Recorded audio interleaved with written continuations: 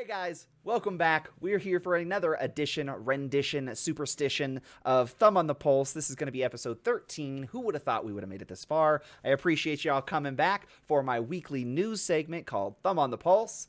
Every week, we're going to be giving you news updates on the game industry, streamer news, all sorts of things that we think you might be interested in, and the things that get our hearts racing. So let's just get started, shall we?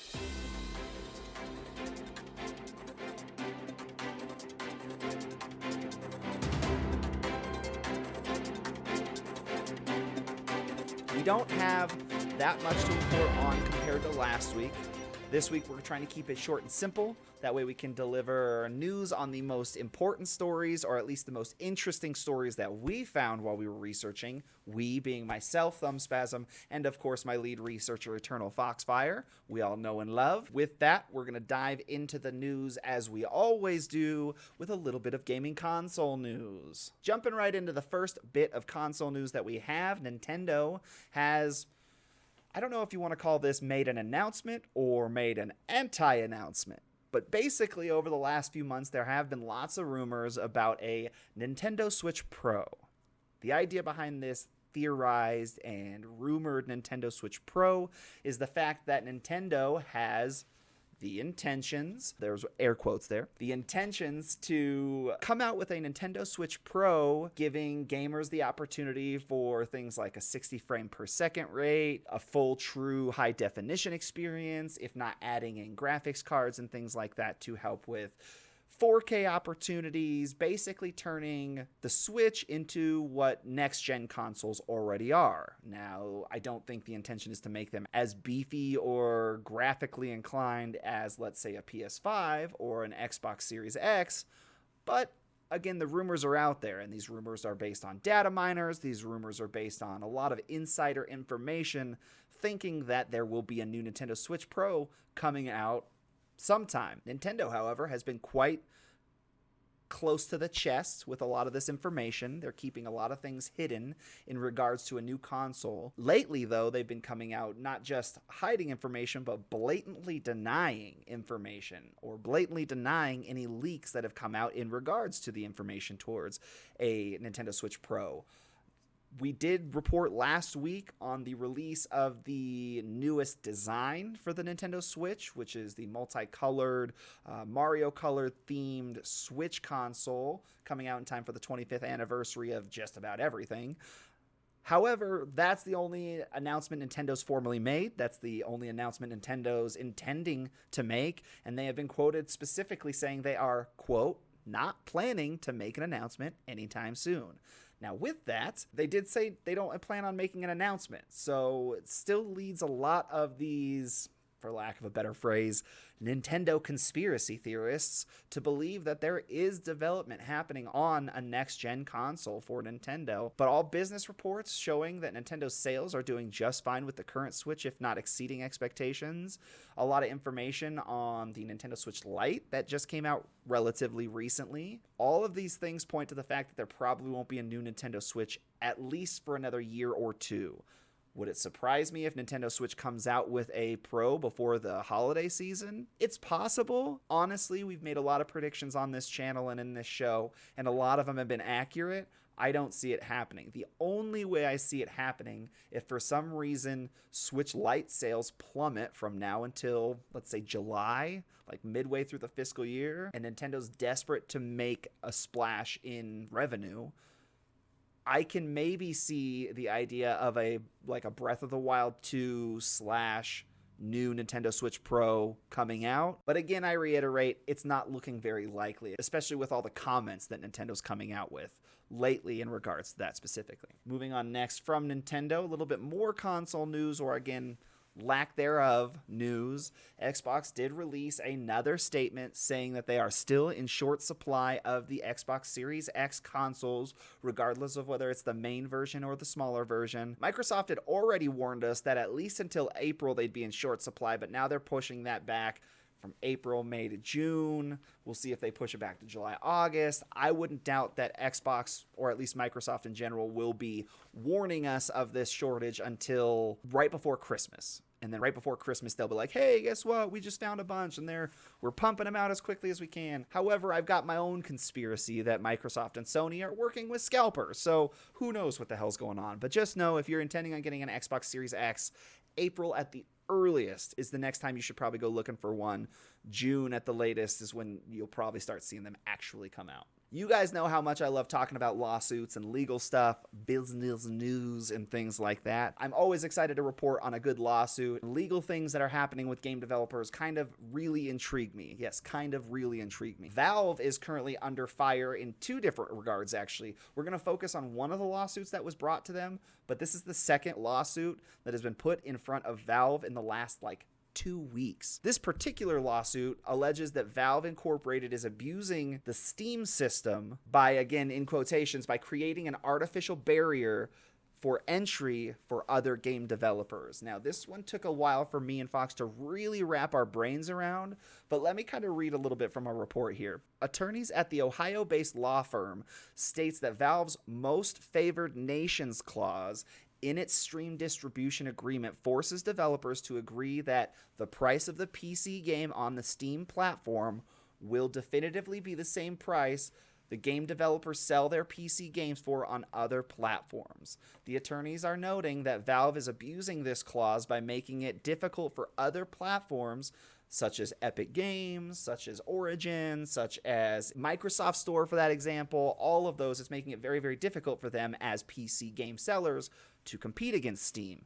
Now, when I first read this article, I was very much like, well, that's capitalism, baby. They're doing it better, so what's the problem here? The problem comes in understanding the actual clause that's in Steam's contracts. As I had mentioned beforehand, this lawsuit comes very, very quickly on the heels of another lawsuit for Valve where they were accused of ripping off a patent in regards to their Steam controller. They had put the back paddles on their Steam controller and had gotten in some trouble with that patent because somebody owns that patent and they didn't converse, or they didn't even, honestly, from everything I read about that lawsuit, they were fully aware that they might get sued for that patent, and yet still proceeded to produce the controller and sold it for 4 years before they got in trouble, which is why you can't buy a Steam controller anymore. And again, understanding that clause, the most favored nations clause that they have in their contract, it's probably not a clause that's given to bigger titles or bigger games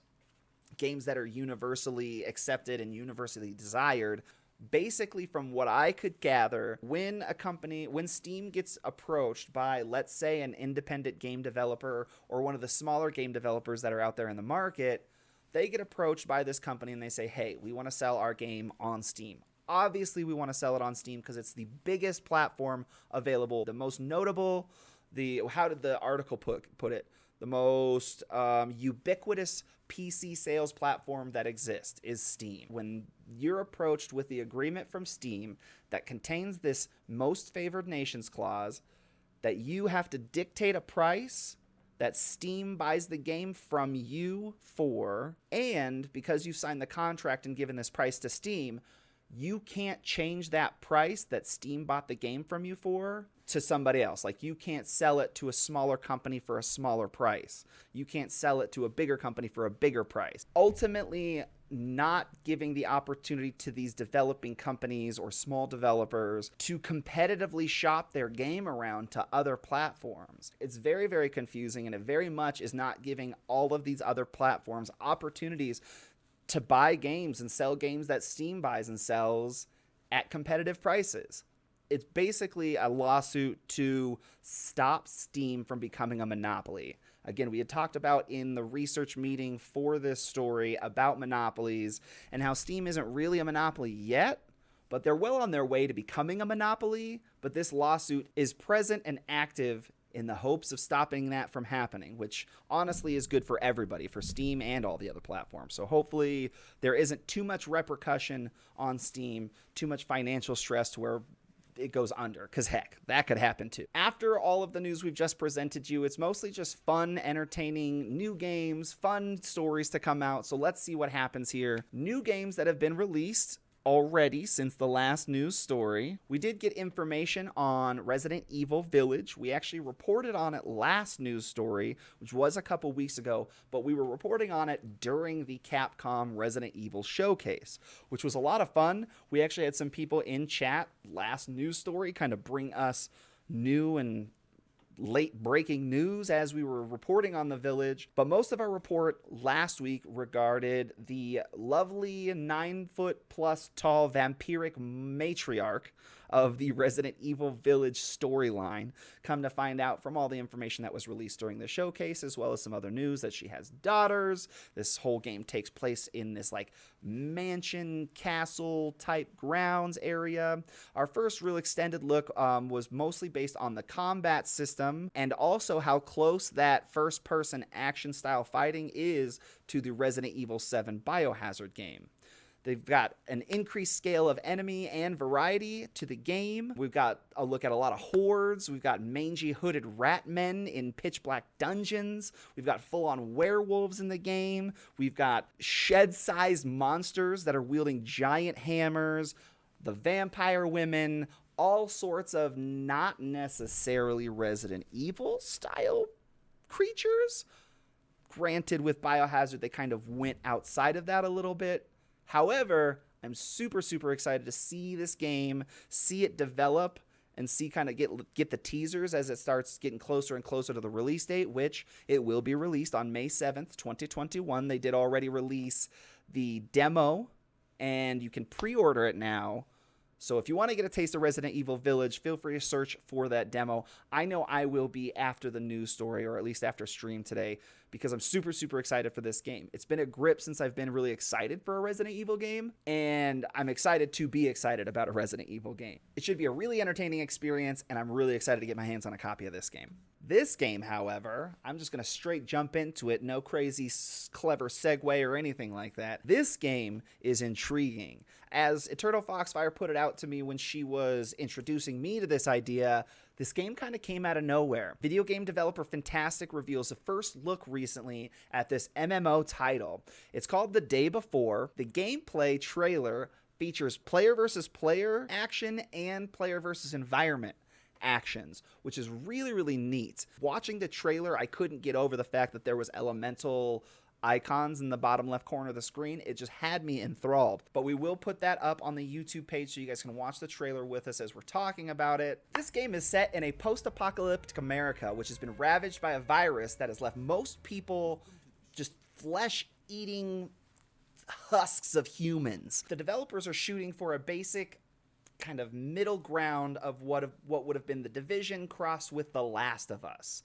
The trailer also mentions survival colonies, which will likely operate as safe zones where all the players can buy and trade and sell different types of equipment. I'm assuming like ammo, weapons, things of that nature. As well as the idea is also that you can get into parties with other people and explore all of these, I don't want to say zombie, but flesh-eating infected zones. Not very much else was revealed about the game other than this in-game play style. Different ideas for possible game modes have been thrown around for this one just because it does seem to have such a vast opportunity in the fact that it's already going to be an MMO. It's got a lot of different play styles that we've really appreciated from other games thrown into this one title. Not to mention, like Fox is saying, this game just looks good. Like, the gameplay footage that we saw and we probably watched 2 or 3 times because it was just so pretty. So not to mention the play style, the fact that it's going to be MMO style, the fact that we're going to be able to play with all of our friends and go through all of these zombie type experiences together. Overall, it's just very, very intriguing game. I'm very excited about it because it's one of those games that you see and you hear about and just something in your brain just goes, man, we really got to pay attention to that one. That one's going to be good. So let's hope my instinct with this one is as accurate as it was with games in the past. Other games that are going to be coming out that we're not going to dive as deep into, Destruction All-Stars is going to be coming out, well, just came out on February 2nd. Destruction All-Stars is a vehicular combat game by Lucid Games. And then Werewolf the Apocolypse Earthblood. This game is an action role-playing game that was developed by Cyanide that's based off the White Wolf Publishing tabletop role-playing game Werewolf Apocolypse, and that game's coming out tomorrow, February 4th. So just some titles that are coming out or have come out that we're really excited about. Now on to some updates for games, because we have seen some downloads lately on some of the games that we play. Sea of Thieves is officially starting their seasons. Season 1 has begun, and a little bit more information on how these seasons are going to be happening. But again, let's go ahead and read the nice things that Fox wrote for us so we can kind of get the idea of what's happening here.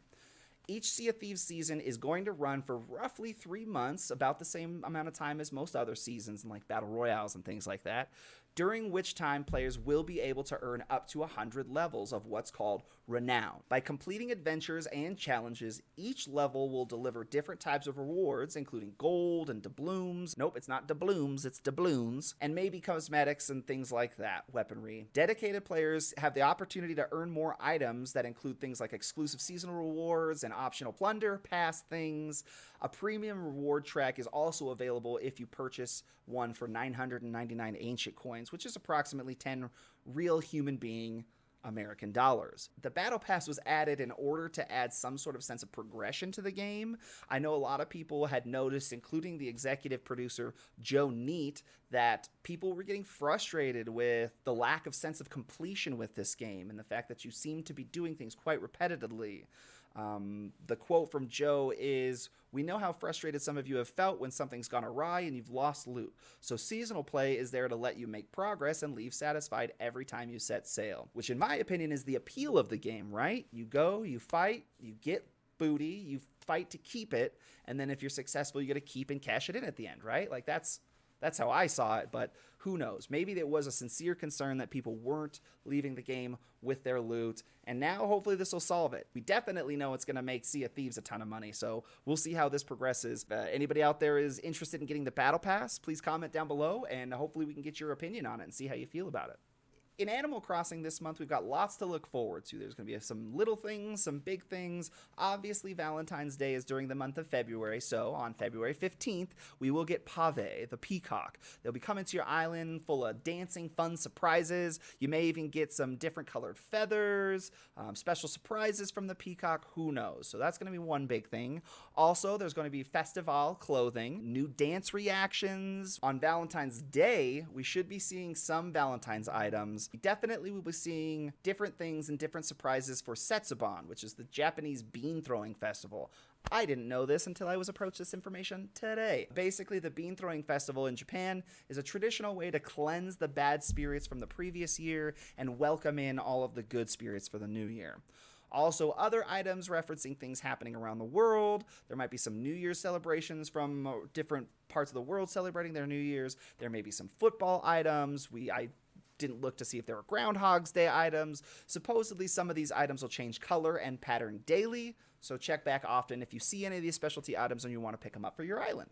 The Medium was released on January 28th. Now, guys, this was a game that, again, didn't have much to it. Just a little bit of gameplay information shown, but I was so hyped for it when we saw this game at the Xbox Game Showcase. The Medium sold enough copies in its first, what has it been, a week? Maybe not even a week yet?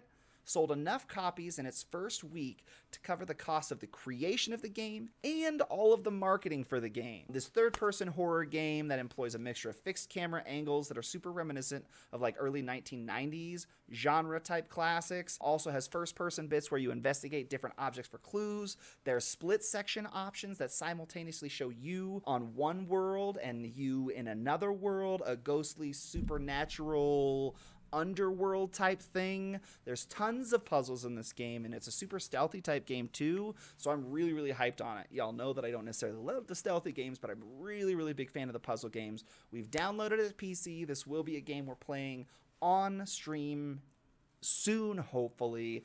Definitely getting a ton of positive reviews, this one. It has been getting some really, really critical reviews in some aspects. So if you're reading some of these reviews, take what they have to say negatively with a grain of salt and understand that the majority of anything you see out there is going to be positive for this game. I'm stoked to try it. I was a bit bummed that it was a Series X exclusive. However, that's why we got our beefy PCs, so we can play games like this. Apex Legends Season 8 on February 2nd. Came out, what? Right on the day I said it would. If I'm not mistaken, go back and check last week's episode of Thumb on the Pulse, but I'm pretty positive I said February 2nd, if not February 2nd, sometime between the 2nd and the 5th. Boom, baby. I nailed it. They didn't announce when it was going to come out. They kind of did a surprise release with this one, only announcing it a few days before they actually did.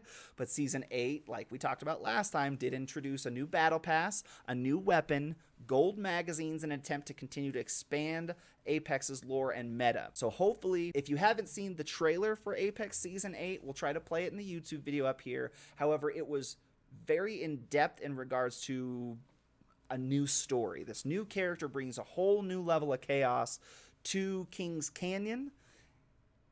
And I'm going to leave it there until we actually, until we get some people playing it and whatnot. So feel free to comment down below. The new additions in Apex 8 add to your artillery in the Outlands. It's the 30-30 repeater. It's a lever action rifle, which looks like it can either fire a series of weaker shots or be slowly charged and make one good powerful shot. Again, it came out yesterday. I tried to play it with my buddy Morbid Corpsey, but unfortunately the servers were just too clogged, just too congested, so I wasn't able to log in. But I don't doubt that I'll be playing it again within the next few days, and we'll definitely be giving you our own personal review here coming up shortly. You got the new character Fuse that you can unlock with your points or by purchasing it.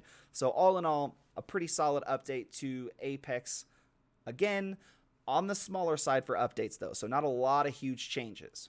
Some fun Magic news, and this one was one that was thrown to me by my moderator and researcher just for fun to see if we could talk about it a little bit, since we are getting a little bit more into Magic the Gathering on a personal level. If you're not familiar with the game, there are cards that are sold for astronomical amounts of money, especially since this is a game that's been around since the early 90s. There's a lot of collectibles out there for it. One of the most famous collectibles in the game Magic the Gathering is a card known as the Black Lotus card. Now, Black Lotus is sold before this report and before coming up with this story, had already sold at one of the highest prices of any Magic card at around $300,000. This card's been known to sell for around $250,000 to $300,000. As only 1,100 copies of this card, the Alpha Black Lotus, ever existed, and since it was one of the earlier cards, a lot of cards assumptively have withered away either because of time or tear or whatever. It's exceptionally rare, and the one that sold recently was in exceptionally good condition. The most recent Black Lotus card to sell on the market sold for $500,000, $500,000, guys. Organized by Trading Card Investment for PWCC, it's the first single Magic card to sell over $500,000 at an open auction. So it was over $500,000.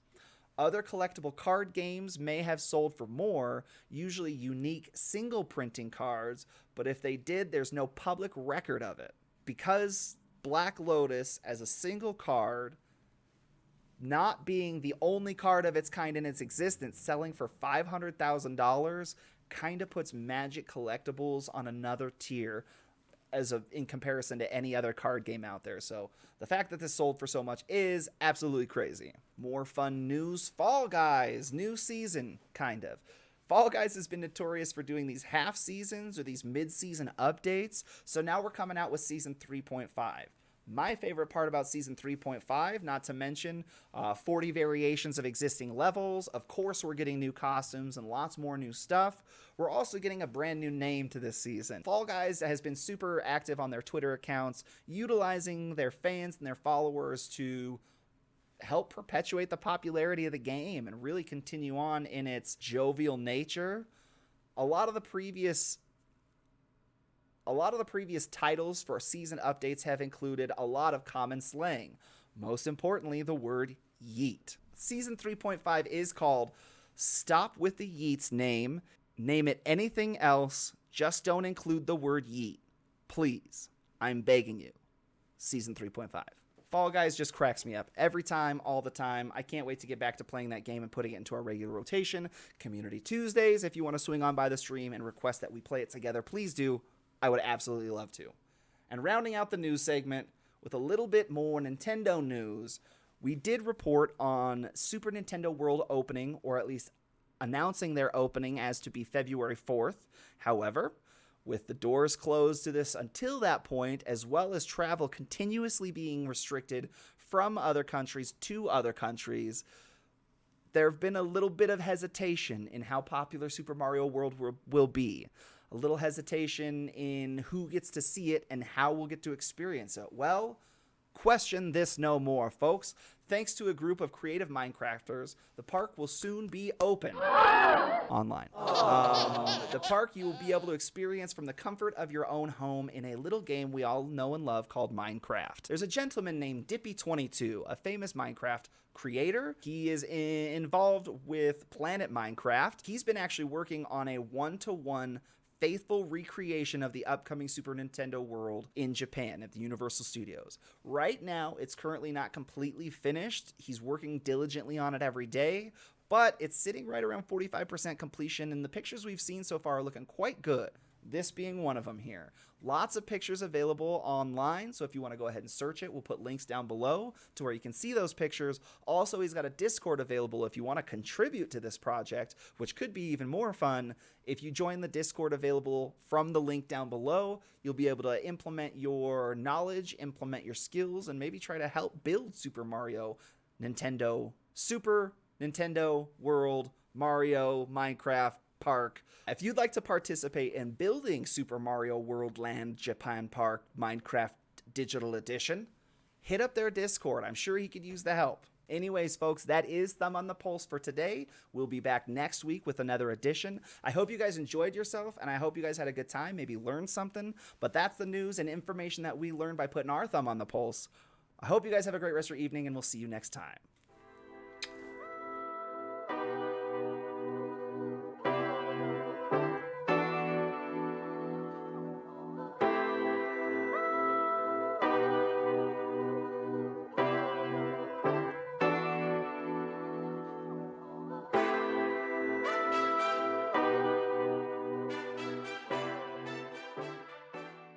We can't hear it. I know, but I can hear it, and I can see that my computer can hear it.